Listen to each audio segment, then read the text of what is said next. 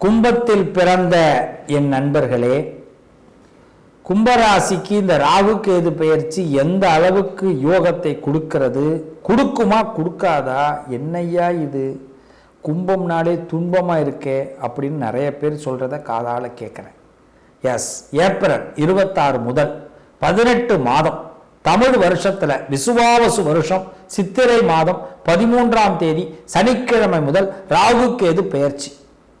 இந்த ராகு கேது பேர்றாருங்க. ராகு ஒரு பக்கம் பேர்றாரு, கேது ஒரு பக்கம் பேர்றாரு. ரெண்டு பேரும் சேர்ந்து நம்மளை பேக்காம இருந்தா சரிதான் இல்லைங்களா? ரொம்ப பேந்து இருக்கிற ஆளு கும்பம்தான், பயந்து இருக்கிற ஆளு கும்பம்தான். அதாவது சில நாட்டிலெல்லாம் போர் நடக்குது, எப்போ குண்டு போடுவான்னு பார்க்குறாங்க, பயந்து வாழ்கிறாங்க.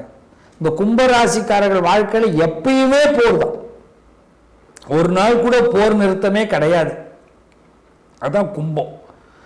எவனாவது இவன் போற நிப்பாட்டினான்னு இன்னொருத்தன் போற ஆரம்பிப்பான். அக்க போரா இருக்கும். கும்பராசிக்காரவங்க எப்போ பார்த்தாலும் டாஸ்க்லே இருந்துகிட்டு இருக்க வேண்டியதான். டாஸ்க்கு தான், நான் வேற எங்கே அடுத்ததெல்லாம் சொல்லலை.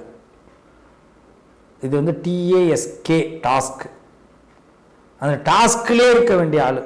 எப்போ பார்த்தாலும் போட்டி நிறைந்த உலகத்தில் பந்தய குதிரைகளாக வாழ்ந்து கொண்டிருப்பவர்கள் கும்பராசிக்காரர்கள். யாரையுமே திருப்திப்படுத்த முடியாது. நல்லா தெரிஞ்சுங்க. நீங்க யாரையாவது திருப்திப்படுத்தணும், என் தங்கச்சியை திருப்திப்படுத்தணும், எங்கள் அண்ணனை திருப்திப்படுத்தணும், எங்கள் அக்காவை திருப்திப்படுத்தணும், எங்கள் அப்பாவை திருப்திப்படுத்தணும், எங்கள் அம்மாவை திருப்திப்படுத்தணும், பொண்டாட்டியை திருப்திப்படுத்தணும், புருஷனை திருப்திப்படுத்தணும், பிள்ளைகளை திருப்திப்படுத்தணும், மாமனார் மாமியாரை திருப்திப்படுத்தணும், யாரையுமே திருப்திப்படுத்த முடியாது. நல்லா தெரிஞ்சுக்கிங்க. ஏன்னா நம்ம லைஃப்ல வந்து திருப்திங்கிற வார்த்தையை என்னைக்குமே நம்மளால கொண்டு வர முடியாது. இதுதான் கும்பம். அப்ப என்னன்னா, எதுக்கு அந்த வீண் முயற்சி வேண்டாம். அப்ப இந்த ராகு கேது மட்டும் இப்ப என்ன பண்ண போறார் பார்த்துருவோம். ராகு ஜென்மத்துக்கு வருகிறார். இப்ப என்னது உங்களுக்கு புரியுதா நான் பேசுனது? ராகு ஜென்மத்துக்கு வராருன்னு ஏதாவது புரிஞ்சிருக்கணுமே. எஸ், சனி ஜென்மத்தில் இருக்காரு, ராகுவும் ஜென்மத்தில் என்ட்ரி. சனி விலகுறாரு, ராகு தொடர்றாரு. போச்சா? என்னங்க, ஏதாவது ஒரு நியாய தர்மம் வேணாமா? கும்பத்தை கடவுள் கூடவா விட்டு வைக்க மாட்டாரு? ஏங்க கடவுள் இந்த சோதிக்கிறாரு கும்பத்தை? அப்படிதான் கும்பராசிக்காரர்களுடைய நிலை. இந்த ராகு ஜென்மத்தில் வரும்பொழுது இதுவரைக்கும் யோசிச்ச நம்ம யோசனையை கூட உங்களால பண்ண முடியாது.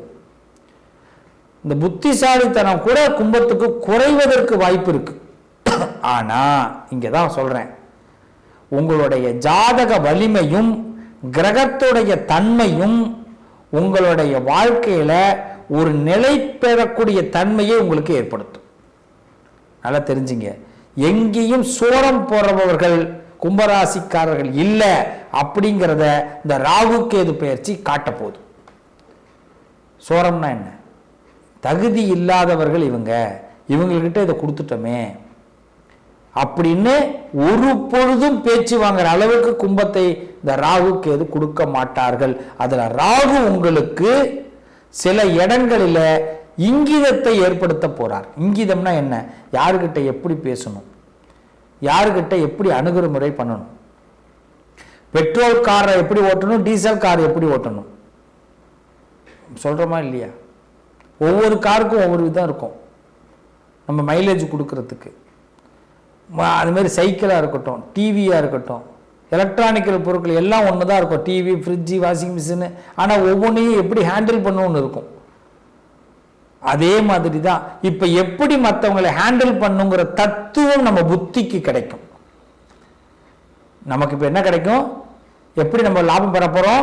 கும்பராசிக்காரர்கள் எப்படி மற்றவர்களை ஹேண்டில் பண்ண போறீங்கிற தத்துவம் கிடைக்கும். இதுவரைக்கும் இந்த புத்திசாலித்தனம் இல்லாமல் போயிட்டே இப்போ புத்திய சரியான ரூட்ல உங்களுக்கு கொண்டு போகக்கூடிய நேரம் இந்த ராகு கொடுக்கிறார். கும்பராசிக்காரர்கள் காது கேட்காதவர்களா இருந்துட்டு போங்க, அவ்வளவுதான். இந்த காது கேட்கறதுனால என்ன ஆயிடும்? சொல்றது நம்ம புத்திக்கு போய் ஏறி நம்ம புத்திசாலித்தனத்தை குறைச்சிரும், நம்மளை அழ வச்சிடும். புரியுதா? ஒரு சில சொல்ல கும்பத்தால் பொறுத்துக்கவே முடியாதுங்க. அடிக்கடி அழுகையை ஏற்படுத்திக்கக்கூடிய ராசி கும்பம் தான். அதனால தான் சொல்றேன், இந்த ராகு ஜென்மத்துக்கு வரும்பொழுது நிறைய பேர் நம்மளை குத்தி காட்ட வாய்ப்பு உண்டு.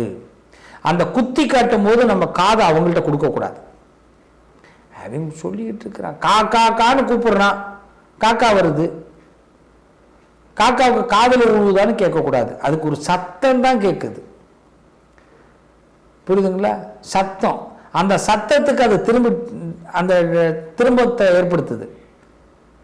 இப்போ நாம் என்ன பண்ணுறோம், அந்த சத்தத்தை கேட்க வேண்டாம், நமக்கு பிடிச்ச சத்தம் ஏதாவது கேட்டால் கேட்கலாம். இந்த பிடிக்காத சத்தத்தை கேட்கவே கூடாது. அப்போ என்ன பண்ணணும், பிடிச்ச மாதிரி விஷயத்தை இப்போ நீங்கள் இந்த 18 மாதம் ஹேண்டில் பண்ணணும். சார் எனக்கு ஒரு வேலை பிடிக்கல சார், வேலை பிடிக்கலையா, வேலை செய்கிற இருக்கிற இடத்துல ஆட்களை பிடிக்கலையா அப்படின்னு நான் கேட்பேன். வேலை செய்கிற இருக்கிற இடத்துல ஆட்களை பிடிக்கல சார் அப்படின்னா வேலையை பிடிச்ச மாதிரி பாரு, அவ்வளோதான் பிரச்சனை, கிளியர் ஆகிடும். இல்லை வேலையே பிடிக்கல சார், வேலை செய்கிற இருக்கிற இடத்துல ஆட்களை பிடிக்குது அப்படின்னா அவங்களுக்கு பிடிச்ச மாதிரி நடந்துடு, அப்போ அதெல்லாம் கிளியர் ஆகிடும். ஏதோ ஒன்று தான் இப்போ மாற்ற போகிறோம். அதனால இந்த புத்தியை நம்ம வேற திசையை மாற்ற போகிறோம். புத்திசாலித்தனத்தை வேற ரூட், வேற சேஞ்ச். இதை கண்டிப்பா கும்பம் செய்தாக வேண்டும். இந்த 18 மாசம் நீங்க இது வரைக்கும் போன ட்ராக்ல நீங்க நொடிஞ்சிடாம, வேதனைப்பட்டுக்காம, வருத்தப்படாம, போச்சுதான்னு சொல்லாம வேற ரூட். இப்ப அதுக்கு தான் நான் இப்ப சொல்லி கொடுத்தேன்.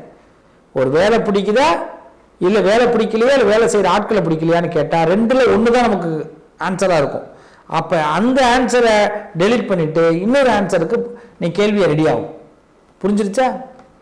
இப்போ உங்களுக்கு புத்தி வேலை செய்ய ஆரம்பிச்சிடும், உங்களுக்கு பிடிச்ச மாதிரி விஷயங்கள் நடக்க ஆரம்பிச்சிடும். அதுக்கு அடுத்தது நிறைய நேரங்கள்ல இந்த 18 மாசம் ராகு பகவான் உங்களை தனிமைப்படுத்துவார். இந்த தனிமையை நீங்க பெரிய ஆளா ஆகிறதுக்கான நல்ல வழி. உங்களை தனிமையை படுத்தும் போது தான் உங்களுக்கு பெரிய ஆளாக்கூடிய. நிறைய பேர் பாருங்க, சிறைச்சாலைகள் தான் சுயசரிதை எழுதியிருப்பாங்க. கும்பம்லாம் சுயசரிதை எழுத ஆரம்பிச்சிங்கன்னா பக்கங்கள் பத்தாது, 1000 பக்கங்களை தாண்டி போகும் புத்தகம். அப்புறம் பார்ட் 2 பார்ட் 5 எடுக்கணும். அதான் கும்பம். உண்டா இல்லையா சொல்லுங்க? அப்ப இந்த நேரத்துல சோகத்தை போய் சுமையாக்கிக்க கூடாது. சோகத்துக்குள்ளே இருக்கிற ராசி ஒன்றும் நல்ல சந்தோஷமா இருக்கிற ராசி இல்லை. 10 நிமிஷம் சந்தோஷமா இருந்தோம்னா 15 நிமிஷம் சோகம் வந்துடும். இதுதான் கும்பத்தோட நிலைமை. இதுல 18 மாசம் இப்ப இந்த சோகம் நமக்கு நிழலா இருக்கக்கூடாது, சோகத்தை தூக்கி எறியணும். இப்ப இந்த ராகு ஜென்மத்தில் வரும்போது என்ன பண்ணுவாருன்னா, நம்மளை ஏன் இவங்க ஏத்துக்கல, நம்மளை ஏன் நம்ம இந்த காரியம் நமக்கு நடக்கல அப்படின்னு நினைக்கிறத விட இந்த ஏத்துக்கிறதுக்கு என்ன செய்யணும், இந்த காரியத்தை நடத்துறதுக்கு என்ன செய்யணும், நான் தலை நிமிர்றதுக்கு என்ன செய்யணும் அப்படின்ற தன்மானத்தை இப்படி பின்னாடி தட்டி கொடுப்பாரு இந்த ராகு. இந்த வார்த்தை புரியுதா? ஒரு மனிதனுடைய தன்மானத்தை இப்படி புரளில தட்டுறதுன்னு பேர். யாரோ நம்மளை தட்டி ஏதா இப்படி சொல்றோம்ல, அது மாதிரி. அப்ப கும்பராசிக்காரர்களுக்கு ராகு இப்ப எப்படி கொடுக்கிறாரு, உங்க சோகத்தை மாத்த போறாரு, புத்திசாலித்தனத்தை அதிகப்படுத்த போறாரு. ஆனா அதுக்கு நாம என்ன பண்ணணும், ட்ராக் மாத்தணும், நமக்குள்ள இருக்கக்கூடிய சிங்கத்தை திரும்பி தட்டி எழுப்புறோம். அப்பதான் நீங்க அதே நேரத்துல ஐயோ அப்படி பேசிட்டானே, இப்படி நடந்துட்டே, என்னை இப்படிலாம் சொல்லிட்டாங்களே அப்படின்லாம் அழுதுகிட்டே உட்கார்ந்து இருந்தோம்னா பல பேருக்கு ஆனந்தமா இருக்கும். அப்பா கும்பத்தை ஒரு வழியை ஒழிச்சிட்டோம் அப்படின்னு நினைப்பான். ஒழிச்சோன்னு எவனும் நினைக்க கூடாது, எழுந்து வரணும்.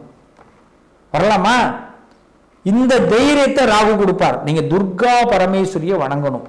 நான் நிறைய தடவை உங்களுக்கு சொல்லிக்கிறேன், துர்க்கையை கும்பிடு, துர்க்கையை கும்பிடணும். எத்தனை பேர் கும்பிடுறீங்கன்னு தெரியல, கும்பிடுங்க. துர்க்கையோட மந்திரத்தை சொல்லிக்கிட்டே இருங்க, துர்காமா துர்காமா துர்காமான்னு சொல்லுங்க. கும்பம் சிறப்பா இருப்பீங்க. அடுத்தது கேது 7க்கு வரார். கல்யாண வாழ்க்கையில் இருக்கிறவங்க ரொம்ப கவனமா இருக்கணும். புருஷன் பொண்டாட்டி ரொம்ப கவனமா இருக்கணும். லவ்வர்ஸ் ரொம்ப கவனமா இருக்கணும். ஏன்னா தேவையில்லாத தெண்ட செலவு நிறைய வரும். தெண்ட செலவு பண்ணலைன்னா பிரச்சனை வரும். புருஷன் சம்பாதிக்கிறீங்கன்னா பொண்டாட்டி நிறைய தெண்ட செலவு பண்ணுவாங்க, பொண்டாட்டி சம்பாதிக்கிறீங்கன்னா புருஷன் நிறைய செலவு பண்ணுவாங்க. நிறைய தெண்ட செலவு பண்ண வேண்டிய கட்டாயம் ஏற்படும். கணக்கு இல்லாமல் செலவு பண்ணணும், கடனை வாங்கியாவது செலவு பண்ணணும். அதுக்கு தான் நான் ஒன்று சொல்லுவேன், 7ல் கேது வரும்பொழுது, இந்த 2 நிமிஷத்தில் முடிச்சிடுவேன், கேது 7ல் வரும்பொழுது பார்த்தீங்கன்னா தனக்குள் ஒரு சட்டத்திட்டங்களை நீங்கள் உண்டு பண்ணி வச்சுக்கணும் கும்பராசி, அப்போதான் ஜெயிக்க முடியும். இல்லைன்னா அந்த நேரத்தில் தன்னிலை மறந்துடுவீங்க. நல்ல கவனிங்க, ஒரு கட்டத்துக்கு மேலே நீங்கள் போகக்கூடாது. ஒரு 10,000 ரூபாய் பணம் செலவு பண்ணாலும் முடிவு பண்ணீங்க, அதை தாண்டி போயிடக்கூடாது. ஆனால் உங்கள்கிட்ட இருக்கிறது 4,000 தான் இருக்குன்னு வெளிப்படையாக உங்கள் குடும்பத்தில் சொல்லுங்கள். இப்போ பாயிண்ட் புரியுதா? அப்போ 10,000 வரைக்கும் நம்ம நெருக்கி அடிக்கலாம். 10,000 இருக்கிற குடும்பத்தில் சொல்லிட்டீங்கன்னா 10,000க்கு முதல் செக்கை போட்டுருவாங்க. அப்புறம் மீதி 8,000 கடன் வாங்குற மாதிரி இருக்கும். உங்களால் முடியாது, மெல்லவும் முடியாது, சொல்லவும் முடியாது. நீங்கள் இப்போ கெட்ட பேர் வாங்குற மாதிரி இருக்கும். உங்களுக்கு தண்டனை கிடைக்கும். என்ன தண்டனை? நீங்கள் எல்லா செலவையும் நீங்கள் பண்ணிட்டு உனக்கு உன்னால் முழுசாக எதையும் பண்ண முடியலையேன்னு உங்கள் மேலே குற்றச்சாட்டு வச்சுருவாங்க. அப்போ நீங்கள் இவ்வளோ நாள் சம்பாரித்தோம், நீங்கள் இவ்வளோ நாள் செஞ்ச வேலை எல்லாம் வீணாக போயிடும். குடும்பத்தினால் சிரமம் ஏற்படும். ஒரு வேலையில் இருந்தாலும் அந்த பிரச்சனை ஏற்படும். நீங்கள் அவ்வளோ ரொம்ப ஹெல்ப் பண்ணி அந்த நிர்வாகத்துக்கு மிகப்பெரிய அளவில் நீங்கள் ஹெல்ப் பண்ணியிருந்தாலும் உங்களை ஒன்றும் இல்லாத ஆசாமி ஆக்கிடுவாங்க. அப்போ என்னென்னா, நீங்கள் உங்களுக்கு நிறைய திறமை இருந்தாலும் திறமையை கூட கொஞ்சம் கொஞ்சமாக வெளியில் காட்டுங்க. எனக்கு எல்லா திறமையும் இருக்குது சார், நான் எல்லாத்தையும் எதை கொடுத்தாலும் நான் வெளியில் வந்துடுவேன் சார் அப்படிலாம் சொல்லிடாதீங்க. நிர்வாகம் உங்களை புரிஞ்சு எடுத்துடும். கும்பராசி நல்லா புரிஞ்சுக்கணும் இந்த வார்த்தையை. கொஞ்சம் கொஞ்சமாக என்கிட்ட அறிவு இவ்வளோ தான் சார் இருக்குது, நான் கற்றுக்குறேன் சார் அப்படி சொல்லணும். சார் என்கிட்ட இவ்வளோ தான் சார் இருக்குது, நான் கற்றுக்குறேன் சார் அப்படி சொன்னீங்கன்னா கொஞ்சம் கொஞ்சமாக உங்களுக்கு கொடுக்கும் ஒர்க்கை, நீங்கள் ஜெயிச்சுக்கிட்டு இருப்பீங்க. இதுதான்.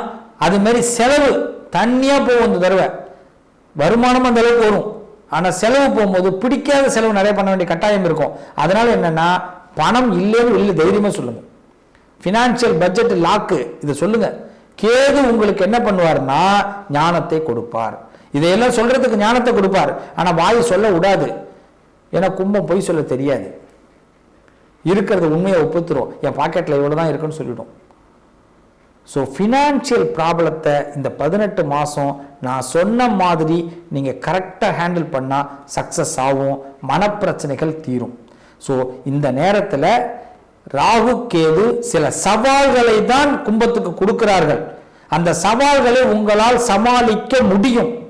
உங்க ஜாதகத்தில் ராகு கேது எப்படி இருக்காங்கன்னு பார்த்து சரியான பிளான் போடுங்க. நிச்சயமா பிளான் போட்டா மட்டும்தான் இந்த கும்பம் இந்த 18 மாசத்துல சக்சஸ்ஃபுல்லா வர முடியும். உங்களுக்காக நீங்க வாழுங்க, உங்களுக்காக செயல்படுங்க, உங்களை உயர்த்துறதுக்கு முடிவு பண்ணுங்க. மற்றவங்களை பத்தி மனசுல இருந்து எல்லாத்தையும் எடுங்க. வாழ்த்துக்கள் கும்பராசி நேயர்களே. துர்க்கையை அதிகமாக வழிபாடு பண்ணுங்க, சிவனை வழிபாடு பண்ணுங்க, விநாயகரை வழிபாடு பண்ணுங்க. வெற்றி ரெட்டிப்பாகும், நல்லதே நடக்கும்.